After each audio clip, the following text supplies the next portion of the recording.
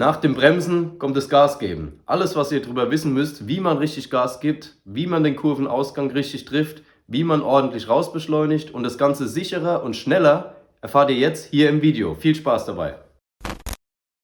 Ein weiterer Punkt, der mich auf der Rennstrecke wesentlich schneller gemacht hat, neben dem richtig in die Kurve reinbremsen, wer das Video noch nicht gesehen hat, ich verlinke es euch hier oben nochmal, war das richtige Rausbeschleunigen. Nur als Vergleich, ich bin durch diese Technik in Rijeka in Kroatien ganze 5 Sekunden schneller geworden innerhalb von einem Event, von vorher eine 1,41 auf danach eine 1,36. Das Ganze erkläre ich euch jetzt hier im Video. Kommen wir aber mal zum Punkt 1, dem richtigen Öffnen vom Gasgriff. Das richtige Öffnen vom Gas ist auf jeden Fall ein sehr, sehr wichtiger Punkt, den man beachten muss, weil hier sehr viel schief gehen kann und Stürze vorprogrammiert sind. Das bedeutet, wir wollen den Gasgriff nicht einfach stumpf, bumm, öffnen, 100% geben, wenn wir noch gerade in tiefer Schräglage sind. Das ist absoluter Quatsch, dann haut es uns direkt wieder aufs Maul. Wollen wir natürlich vermeiden, wir wollen schnell und sicher auf der Rennstrecke fahren. Heißt, wie geht's richtig? Wir müssen erstmal verstehen, was die Verbindung zwischen unserem Gasgriff, unserer rechten Hand und dem Hinterrad ist, was das Ganze an Grip und Beschleunigung dann auf die Straße bringen soll. Dabei ganz kurz erklärt, wie im letzten Video schon erwähnt, ist es so, dass wir beim in die Kurve reinbremsen Richtung Scheitelpunkt lange auf der Bremse sind und am Scheitelpunkt 0% Gasstellung haben. In dem Moment ist es so, dass wir in der tiefsten Schräglage sind und hier jetzt anfangen, das Gas zu öffnen. Aber ganz wichtig, das Gas im ersten Moment langsam öffnen. Es muss erstmal ein Gewichtstransfer stattfinden auf das Hinterrad, damit das anfangen kann, Grip aufzubauen. Wenn wir hier in der Situation jetzt einfach das Gas aufhämmern, dann dreht das Hinterrad durch, es ist zu wenig Auflagefläche da, es entsteht kein Grip, das Rad rutscht uns weg.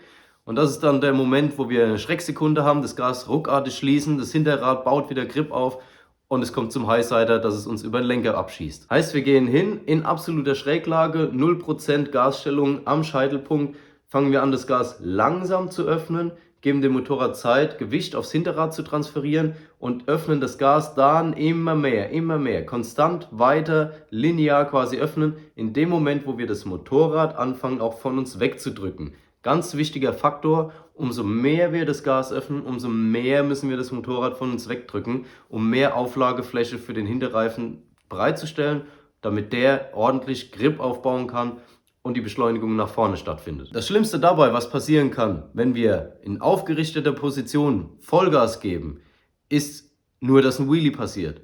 Es wird auf einer Geraden nichts Schlimmeres passieren, vorausgesetzt natürlich Reifendruck stimmt, Reifentemperatur stimmt. Dann kann in diesem Fall nichts Schlimmeres passieren, als dass das Motorrad nur vorne hochgeht. Das heißt, beim Rausbeschleunigen, wenn wir das Gas immer weiter öffnen, das Motorrad immer weiter von uns wegdrücken, müssen wir lernen zu fühlen, was das Motorrad macht und was das Hinterrad macht. Wir müssen lernen zu erkennen, inwieweit das Hinterrad am Durchdrehen ist, wie weit wir das Gas weiter öffnen können und dabei das Motorrad weiter von uns wegdrücken müssen, um weiter mehr Grip zu generieren. Es bringt natürlich nichts, wenn wir das jetzt auf einen Schlag denken, ah ja, ich weiß, wie es geht, einfach in Schräglage anfangen Gas zu geben und aus der Kurve raus beschleunigen. Ja, damit ist nichts geholfen, wenn wir das Gefühl dafür noch nicht entwickelt haben, wie das Ganze stattfindet und was das Motorrad in dem Moment macht, ob es am Rutschen ist, wie es am Rausdriften ist. Da müssen wir üben. Viel Fahrzeit ist hier notwendig, dass wir einfach spüren, was das Motorrad und der Hinterreifen in dem Moment macht. Letzten Endes ist das Rausbeschleunigen, das richtige Gas geben aus der Kurve raus, aber wesentlich einfacher zu üben, als auf der Vorderradbremse in die Kurve rein zu bremsen. Ganz einfache Faktoren. Wenn wir beim Reinbremsen zu fest die Bremse ziehen, kommt zum Vorderradrutscher, der ist sehr schwer abzufangen. Wenn wir beim Rausbeschleunigen mit dem Gas spielen, ist es einfacher hier. Es kündigt sich früher an, wie das Hinterrad reagiert. Wir merken früher, wie es am Rausdriften ist. Plus wir haben noch die Traktionskontrolle, die im schlimmsten Fall mit einregeln kann. Also wenn man hier bedacht ans Werk geht, kann man hier sehr schnell Fortschritte erzielen und das einfacher lernen als das Reinbremsen in die Kurve. Hier ist aber wesentlich Zeit versteckt, wenn wir das richtig verstanden haben, wenn wir das Gespür dafür entwickelt haben, dass wir hier auf jeder Strecke sehr, sehr viel Zeit gut machen können beim Rausbeschleunigen. Wichtig dabei ist, es ist ein langsamer Prozess, das zu lernen. Das heißt, wir fangen nicht an, das gleich so aggressiv Runde für Runde drauf zu klatschen und im schlimmsten Fall was zu riskieren, sondern wir müssen dabei konzentriert bleiben, müssen Runde für Runde immer 1% mehr geben, wenn wir ein gutes, ein sicheres Gefühl haben, dass in der Kurve mehr gegangen wäre, wenn wir das Selbstvertrauen dafür haben, dann können wir uns Runde für Runde an der Stelle, wo wir uns wohlgefühlt haben, trauen, einfach mehr das Gas zu öffnen, mehr zu geben und mehr zu fühlen, was das Hinterrad macht. Beim Kurvenausgang gibt es im Wesentlichen 2 Punkte, auf die wir achten müssen. Punkt 1 ist die richtige Linie. Das Motorrad muss durch die richtige Linienwahl Richtung Kurvenausgang zeigen, um es aufrichten und rausbeschleunigen zu können. Durch die falsche Linie sind wir sehr lange in Schräglage gefangen, bis das Motorrad endlich Richtung Kurvenausgang zeigt und wir wieder ans Gas gehen können. Das kostet natürlich extrem viel Zeit. Außerdem kann es hier zu 2 sehr gefährlichen Situationen kommen. Das eine ist, wir gehen einfach zu früh ans Gas, dass das Motorrad noch nicht Richtung Kurvenausgang zeigt. Dann geht uns die Strecke aus und wir fahren irgendwo ins Kies oder ins Gras und liegen am Ende auf der Nase. Die zweite Situation ist, dass wir in zu tiefer Schräglage zu hart ans Gas gehen. Das erzeugt wieder erhöhte Sturzgefahr, weil das Hinterrad am Ende durchdreht und wir wieder auf der Nase liegen. Beides gilt es natürlich unbedingt zu vermeiden. Wie wir hier sehen können, wurde eindeutig zu früh eingelenkt. Dadurch passt der komplette Radius nicht. Das Motorrad ist sehr lange in der Schräglage gefangen und wir können am Kurvenausgang ewig nicht ans Gas gehen. Um zu vermeiden, dass wir so lange in der Schräglage gefangen sind und zu lange am Scheitelpunkt entlangfahren, ohne dass das Motorrad Richtung Kurvenausgang geht, müssen wir uns überlegen, woran liegt das? Zum einen ist im Amateur- und Hobbyfahrerbereich oft der Grund, dass wir viel zu früh in die Kurve einlenken. Wenn wir uns selber dazu zwingen, die Kurve später erst einzulenken, unseren Einlenkpunkt weiter nach hinten zu setzen, dann hinterschneiden wir die Kurve, heißt, wir kommen später erst in den Radius, treffen den Scheitelpunkt weiter am Ende von der Kurve. Dadurch zeigt das Motorrad schon mehr Richtung Kurvenausgang und wir haben alles erfüllt, was wir vorher haben wollten, nämlich dass wir jetzt schneller, härter ans Gas gehen können, weil wir jetzt das Motorrad von uns wegdrücken können beim Kurvenausgang. Heißt, wir dürfen uns nicht die Frage stellen, wie bekommen wir größere Eier, um in mehr Schräglage härter ans Gas zu gehen. Wir müssen uns dagegen die Frage stellen, wie kann ich das Motorrad besser Richtung Kurvenausgang richten, um es früher aufzustellen. Merkt ihr hier schon den Unterschied zwischen den 2 Fragen? Die Frage 1 beinhaltet automatisch viel mehr Risiko und eine viel erhöhte Sturzgefahr. Bei Frage 2 dagegen wollen wir unseren fahrerischen Skill verbessern, um sicherer und schneller auf der Rennstrecke unterwegs zu sein. Das heißt, der Schlüsselmoment ist, dass wir uns ab Scheitelpunkt schon gedanklich darauf vorbereiten, das Motorrad so früh wie möglich aufrichten zu können, um dadurch dann härter ans Gas gehen zu können und schneller rausbeschleunigen zu können. Der nächste interessante Punkt ist, dass wir das Motorrad mit dem Gas auch lenken können. Im Hobby- und Amateurfahrerbereich ist es oft so, dass wir mit Stützgas durch die Kurve fahren. Aber durch Stützgas können wir das Motorrad nicht lenken, sondern im Gegenteil, es geht sogar eher weit.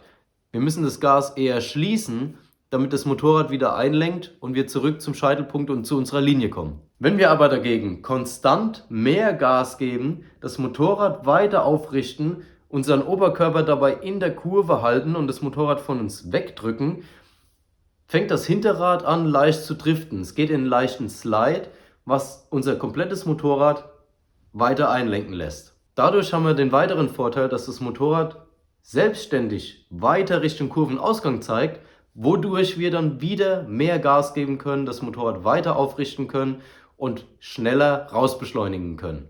Das ist aber eine Geschichte, die wir langsam Step by Step üben müssen. Wir müssen viel fahren, wir müssen viel trainieren. Das ist nichts, was wir von heute auf morgen lernen können. Wer die Möglichkeit dazu hat, der kann gerne im Enduro- oder Cross-Bereich mal unterwegs sein, weil hier durch den losen Untergrund das Hinterrad ständig am Ausbrechen ist. Dadurch lernt man das eher zu kontrollieren, wie es funktioniert. Und wenn man dann wieder zurück auf die Rennstrecke kommt, fühlt man sich wohler und hat mehr Selbstbewusstsein in der gleichen Situation, wenn man aufdreht, das Gas anlegt und das Hinterrad anfängt zu sliden. Man hat mehr Gefühl, das besser zu kontrollieren.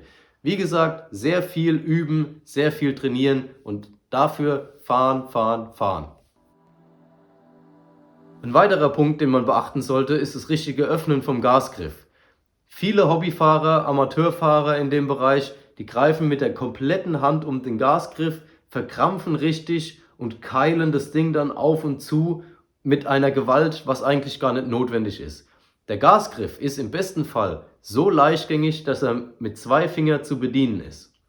Das heißt, wir können den Gasgriff bedienen, ohne dabei zu verkrampfen, weil durch dieses feste Zugreifen entstehen am Ende nur Handschmerzen, Armpump oder Krämpfe und man ermüdet viel, viel schneller. Das sind alles Punkte, die wir natürlich auf der Rennstrecke vermeiden wollen. Das heißt, wie machen wir es richtig?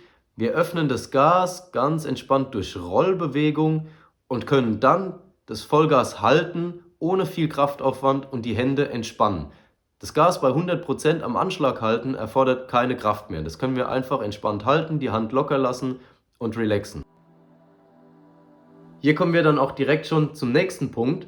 Das Gas immer auf 100% halten auf der Geraden. Viele Fahrer im Hobby- und Amateurbereich öffnen das Gas entweder gar nicht erst zu 100% oder wenn sie es auf 100% geöffnet haben, schließen sie es im Laufe der Geraden unterbewusst wieder. Das heißt, am Ende haben wir nur noch 80% Gas anliegen, kostet natürlich auch wieder viel Zeit, weil wir gar nicht die volle Leistung vom Motorrad ausnutzen. Das heißt, hier müssen wir uns wirklich mal bewusst machen, dass wir das Gas auf 100% Gasstellung drehen und auch über die Dauer der Geraden auf 100% Anschlag halten. Wenn jetzt ein Fahrer mit der Leistung vom Motorrad zu viel Angst hat, das Gas wirklich 100% zu öffnen, dann gebe ich euch einen guten Bonustipp und zwar einfach früher hochschalten. In dem Moment nutzt ihr nicht das komplette Drehzahlband aus und dadurch nicht die komplette Leistung vom Motorrad und könnt euch eher daran gewöhnen, das Gas auf 100% zu halten. Wenn ihr dann mehr Selbstbewusstsein bekommt und ein besseres Gefühl dafür habt, das Gas zu halten, dann könnt ihr auch irgendwann anfangen, die Drehzahlbande komplett auszufahren. Aber im ersten Moment schaltet einfach mal früher hoch und gewöhnt euch an das Gefühl, wie es ist, wenn das Gas auf 100% gehalten wird über die Dauer. Alles klar. Das fasst zusammen, wie man sein Rausbeschleunigen aus den Kurven verbessern kann, wie man richtig mit dem Gasgriff umgeht, um am Ende schneller und sicherer auf der Rennstrecke unterwegs zu sein. Wenn euch das Ganze geholfen und das Video gefallen hat, dann lasst gerne ein Like da, haut unten einen Kommentar rein und vergesst nicht, Kanal abonnieren, um kein Tipps- und Tricks-Video in Zukunft zu verpassen. So viel zu diesem Thema, vielen Dank fürs Zuschauen und wir sehen uns beim nächsten Video. Bis dahin.